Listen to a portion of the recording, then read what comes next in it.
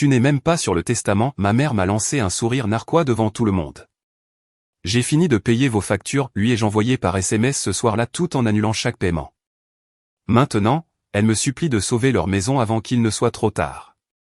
Mon nom est Michael et j'ai 32 ans. Jusqu'à récemment, je croyais que ma relation avec mes parents était solide. Peut-être pas parfaite, mais solide. Bien sûr, j'avais toujours su qu'ils préféraient mon jeune frère, Jonathan, mais je n'aurais jamais imaginé qu'ils iraient à une telle extrémité. Jonathan avait toujours été leur fierté et leur joie. C'était évident en grandissant. Il était autorisé à faire des choses que je ne pouvais jamais faire, couvert d'éloges pour les plus petits efforts. Et quand il faisait des erreurs, mes parents s'empressaient de trouver des excuses, il est encore jeune. Il a juste besoin de temps pour trouver sa voie. Tu dois être patient avec lui, Michael. Pendant ce temps, on s'attendait à ce que je sois le responsable, le plus mature, celui qui montre l'exemple. Alors, c'est exactement ce que j'ai fait. Je me suis concentré sur mes études, j'ai assuré une carrière stable et je me suis construit une vie. Jonathan, en revanche, ne l'avait pas fait. À 28 ans, il errait toujours entre deux emplois, cherchant constamment sa voie, et continuait à vivre chez nos parents sans payer de loyer. Pourtant, d'une manière ou d'une autre, ils agissaient comme s'il avait plus lutté que moi. Chaque fois que je soulignais ce favoritisme flagrant, ils l'écartaient. Michael, tu es indépendant. Jonathan a plus besoin de nous que toi. C'était leur justification pour tout. Si je recevais un cadeau d'anniversaire bon marché alors que Jonathan recevait la dernière console de jeu, tu gagnes un bon salaire, maintenant tu peux te l'acheter toi-même. Si on s'attendait à ce que je fasse le ménage pendant que Jonathan se relaxait sur le canapé, il n'est tout simplement pas aussi responsable que toi. Si Jonathan démolissait leur voiture et qu'il payait les réparations alors que je devais acheter ma première voiture avec mon propre argent, tu peux gérer ça, Michael. Pendant des années, je l'ai ignoré. J'ai laissé passer. Je me suis convaincu que cela ne valait pas la peine de se disputer. Puis j'ai découvert la vérité sur leur testament. Pendant des années, je les avais soutenus financièrement, aidant pour leur hypothèque, couvrant les réparations de la maison, aidant même pour les factures médicales. Je n'ai jamais attendu de remboursement. C'étaient mes parents, et je voulais m'assurer qu'ils allaient bien. Mais un jour, alors que je leur rendais visite pour aider avec des papiers, j'ai vu un dossier laissé sur la table de la cuisine. Je l'ai parcouru distraitement jusqu'à ce que je remarque quelque chose de choquant. Mon nom n'y figurait pas. Jonathan était listé comme l'unique bénéficiaire. Quand ma mère est revenue, je l'ai interrogée à ce sujet pas avec colère, juste par curiosité. Elle a agité la main d'un air dédaigneux. Oh, ça? C'était juste logique. Tu as une carrière stable, mais Jonathan, il n'a pas autant de chance. Il va avoir plus besoin d'aide. J'étais stupéfait. Alors, parce que j'ai travaillé dur et construit une vie stable, je n'ai rien? Même après tout ce que j'ai fait pour vous? Elle a froncé les sourcils comme si j'étais irrationnel. Michael, tu n'en as pas besoin. C'est juste de l'argent. Tu t'en sortiras. Quelque chose en moi s'est brisé. Pendant des années, j'avais été leur filet de sécurité, donnant constamment. Mais au moment où j'ai demandé si je comptais, j'ai été écarté comme un enfant égoïste faisant une crise de colère. C'est là que j'ai vu la vérité, je n'étais pas leur fils, j'étais leur béquille financière. À cet instant précis, j'ai pris une décision. J'ai arrêté de couvrir leurs dépenses. Plus de paiement d'hypothèque, plus d'argent pour les réparations domestiques, plus de soutien financier.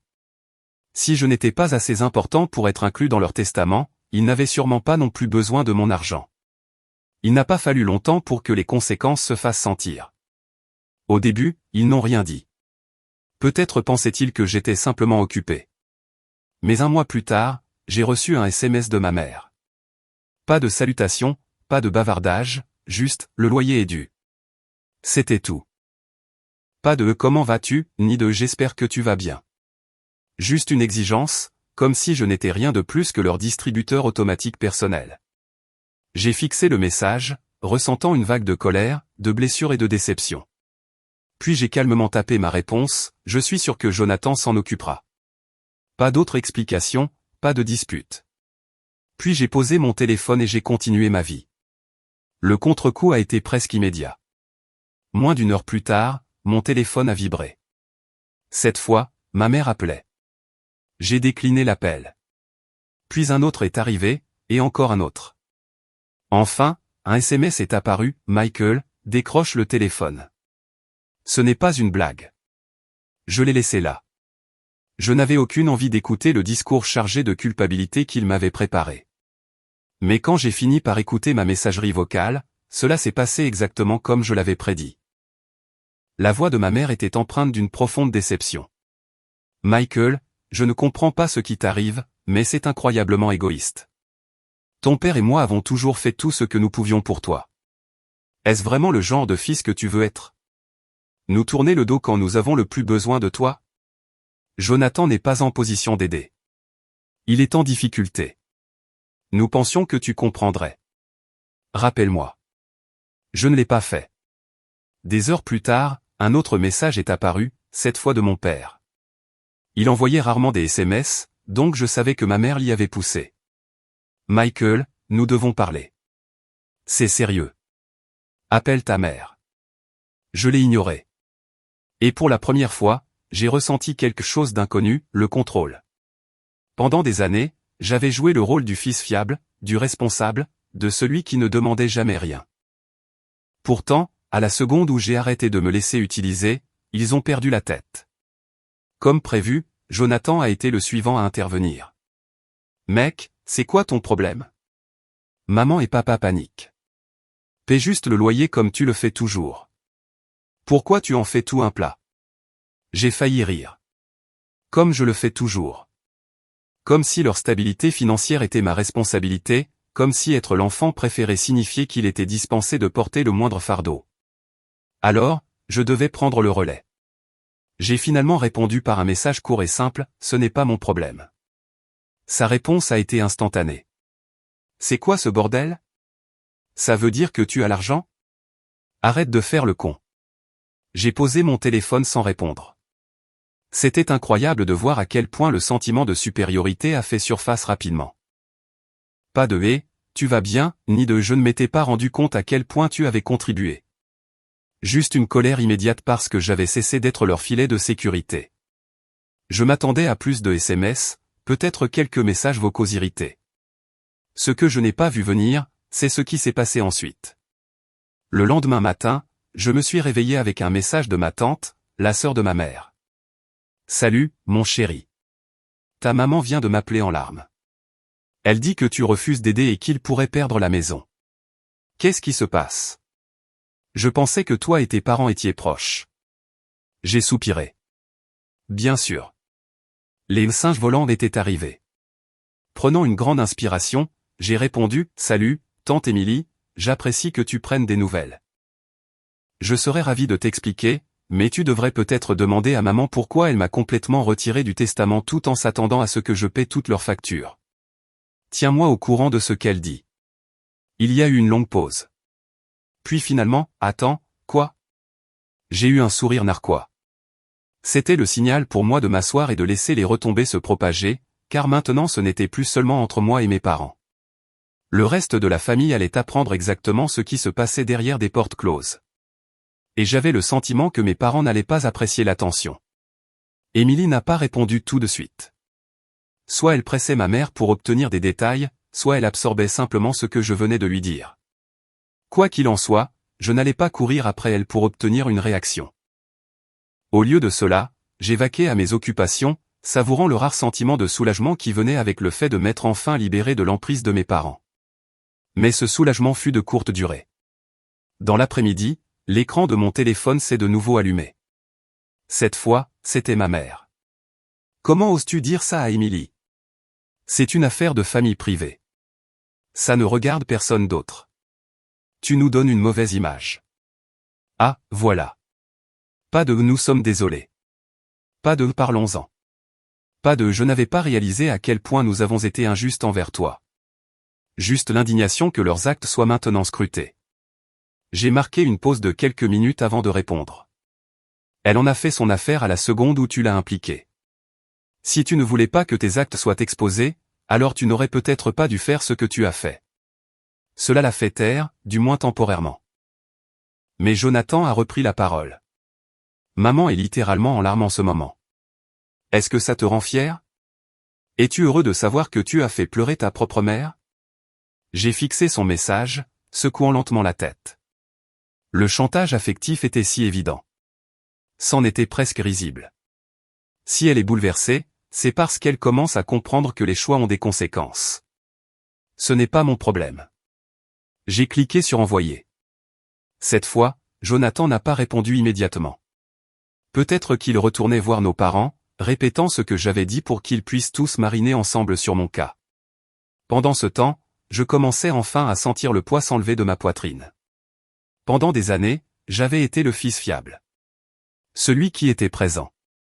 Celui qui prenait ses responsabilités chaque fois que papa et maman chouchoutaient Jonathan et le laissaient traverser la vie sans aucun compte à rendre. Et qu'est-ce que j'ai eu en retour?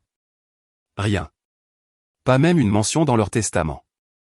J'avais manqué des vacances, sauté des soirées, même retardé l'achat de mon propre logement, tout cela parce que j'intervenais constamment pour les aider. Et ils ne l'ont jamais reconnu.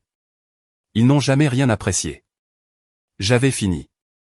Quelques heures ont passé et mon téléphone a de nouveau sonné. Cette fois, j'ai répondu. C'était tante Émilie.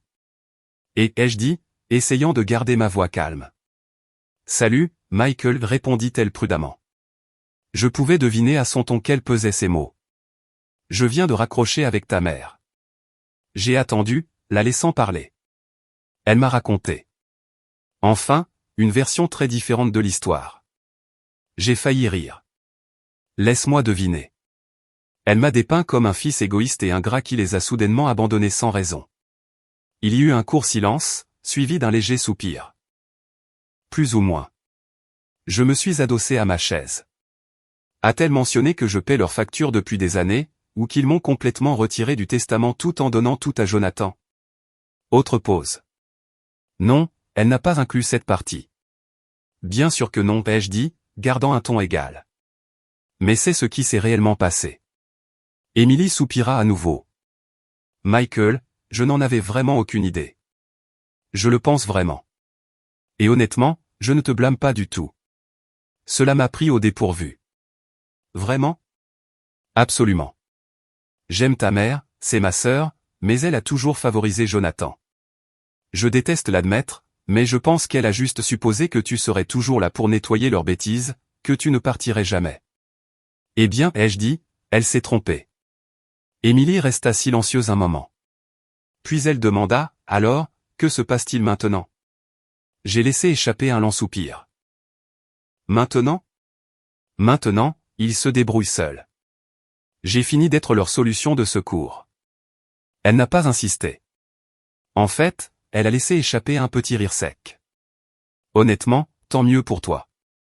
Nous avons discuté un peu plus longtemps, et juste avant de raccrocher, Émilie a dit quelque chose qui m'est resté, je ne pense pas que ce soit fini.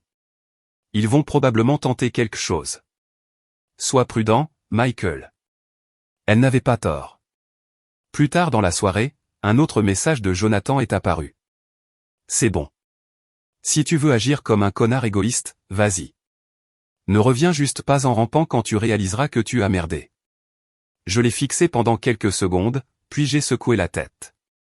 Merdé? Je n'avais fait aucune erreur. En fait, pour la première fois depuis des années, j'avais l'impression de prendre enfin la bonne décision. Mais le message de Jonathan clarifiait une chose, il n'allait pas abandonner si facilement. Et curieusement, une partie de moi avait hâte de voir ce qu'ils allaient tenter ensuite. Le lendemain matin, j'ai été réveillé par des coups violents à la porte d'entrée. Pas un frappement amical, ni même impatient. C'était le genre de coups qui font penser que quelqu'un est sur le point de défoncer la porte. Je savais déjà qui c'était avant même de regarder par le Judas. Pendant une seconde, j'ai envisagé d'ignorer, de les laisser dehors à bouillir de rage. Mais quelque chose me disait que si je ne répondais pas, ils continueraient de frapper jusqu'à ce que les voisins se plaignent. Avec un soupir, j'ai ouvert la porte. Effectivement, ils étaient là, mes parents et Jonathan. Maman se tenait les bras croisés, le visage tendu par le jugement. Papa, comme toujours, s'attardait légèrement derrière elle, jouant son rôle de renfort silencieux comme il le faisait toujours quand elle passait à l'offensive. Et Jonathan il affichait ce même sourire suffisant et satisfait qu'il avait toujours quand il pensait mener la danse. Je me suis appuyé nonchalamment contre le cadre de la porte, les bras croisés. Eh bien, quelle surprise! Maman n'a pas hésité. Michael, nous devons parler. J'ai eu un rire sec. Oh, maintenant il est temps de discuter? Pas quand vous m'avez effacé du testament? Pas quand vous comptiez sur moi pour payer vos dépenses tout en donnant tout à Jonathan? Mais maintenant, c'est urgent. Papa m'a regardé comme si j'étais déraisonnable. Fils, pouvons-nous entrer? J'ai marqué une pause, faisant semblant de réfléchir, puis j'ai secoué la tête. Non. Quoi que vous ayez à dire, dites-le ici.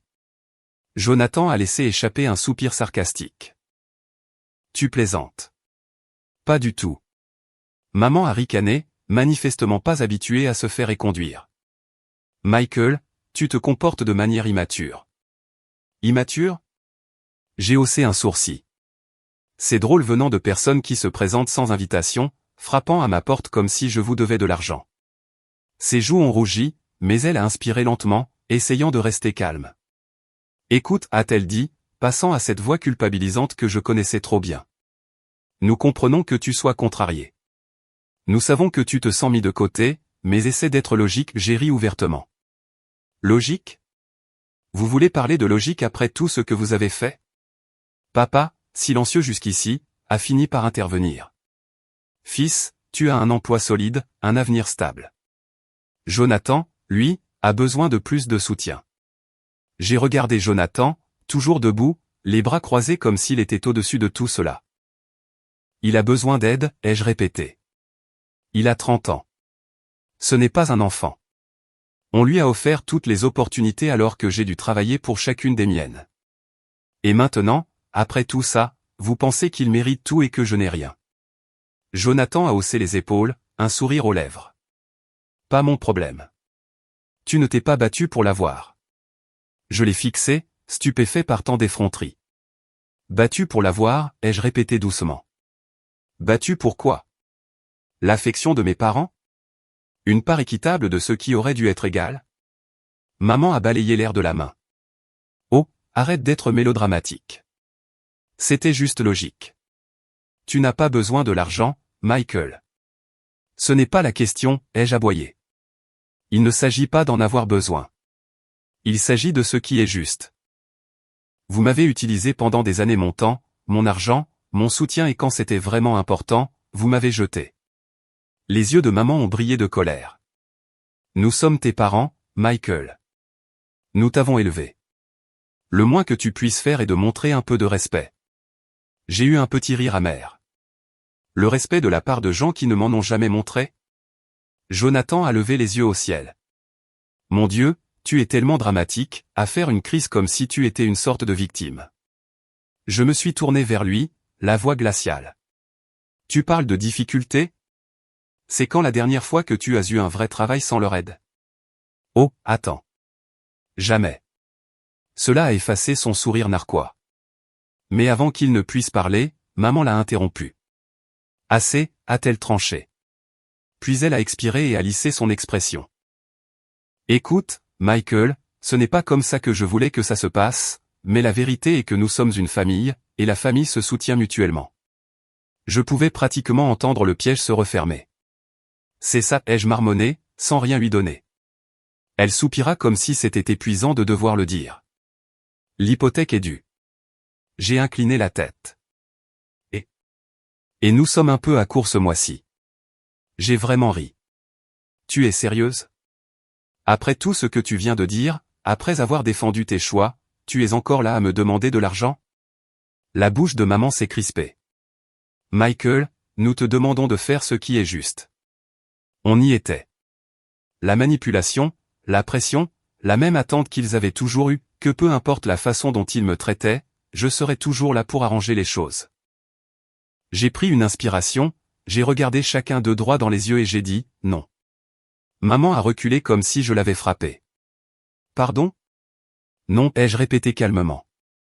J'ai fini. Je ne donnerai plus un centime.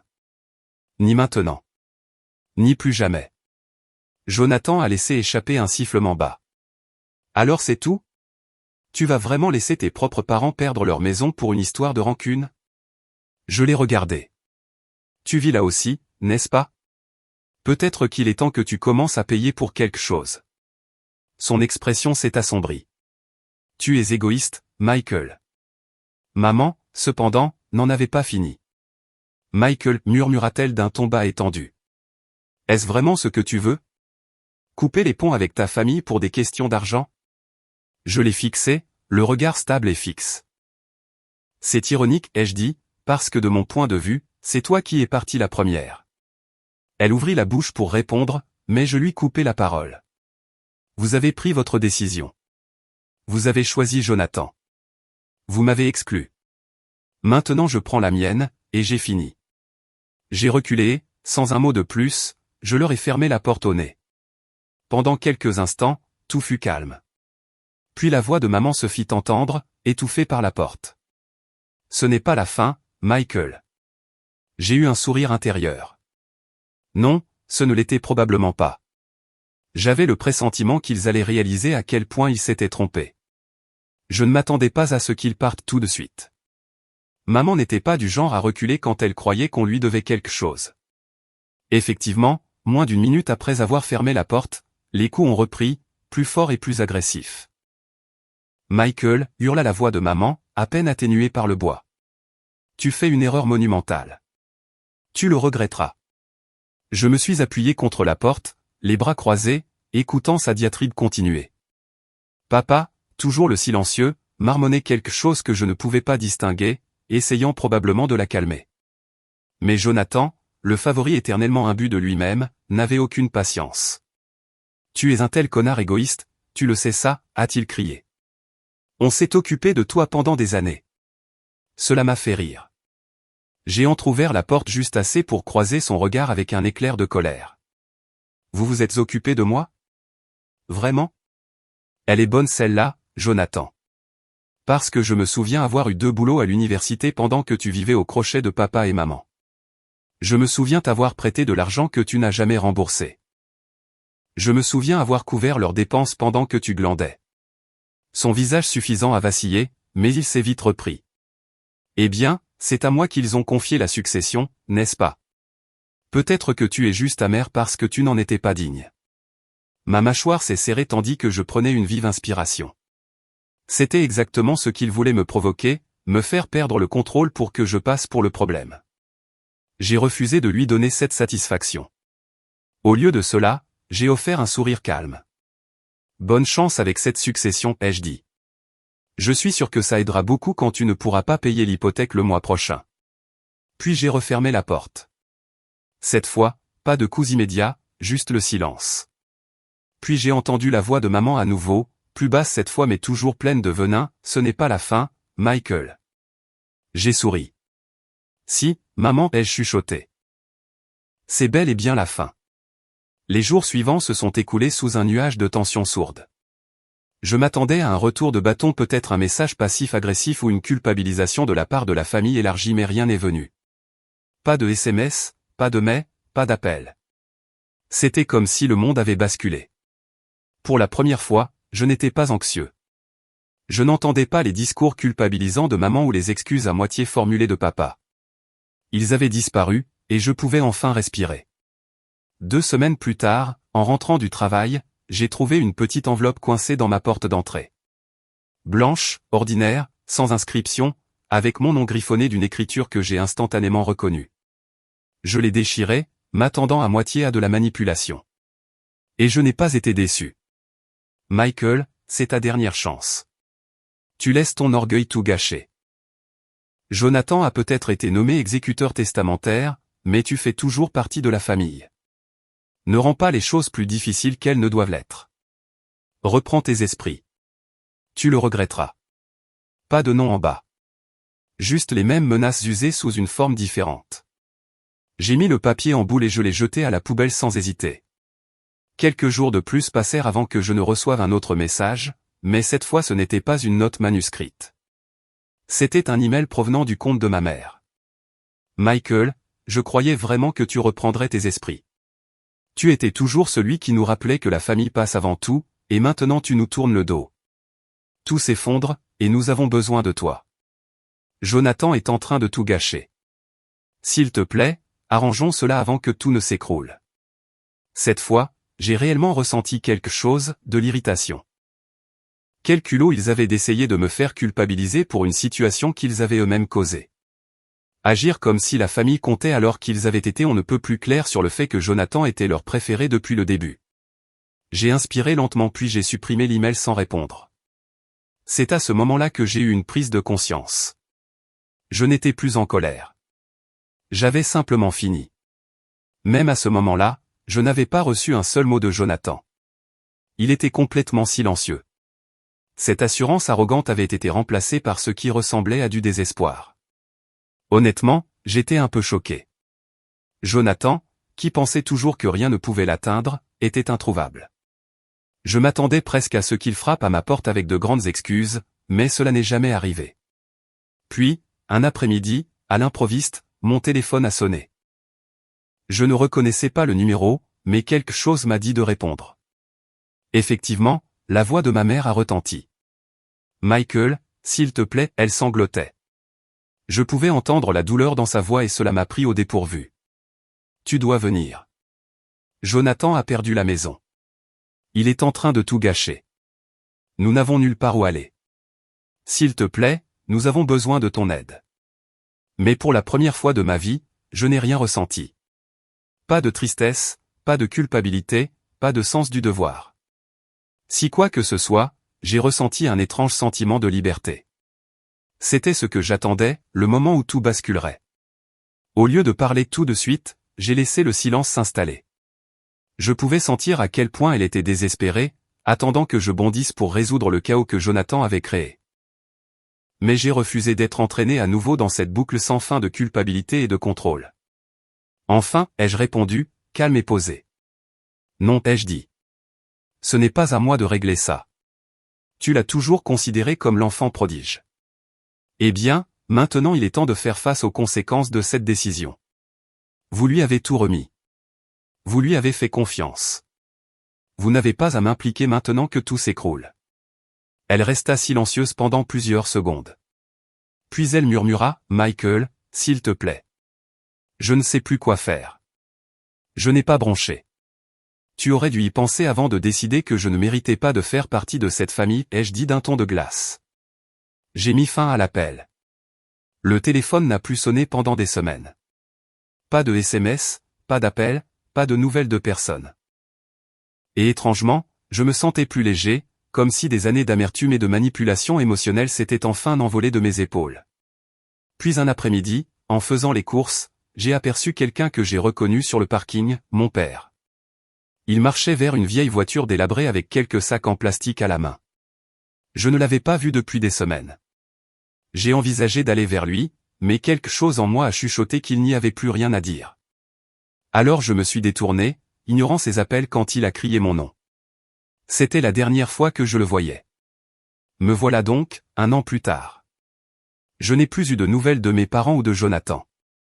Une partie de moi se demande parfois s'ils sont toujours en difficulté, s'ils ont un jour regardé en arrière et compris l'ampleur des dégâts qu'ils ont causés. Mais honnêtement, je vais bien. Pour la première fois depuis toujours, je pense à moi en priorité. Alors, Reddit, qu'en pensez-vous? Ai-je été trop dur? Aurais-je dû essayer d'arranger les choses au lieu de couper les ponts? J'aimerais beaucoup connaître votre avis.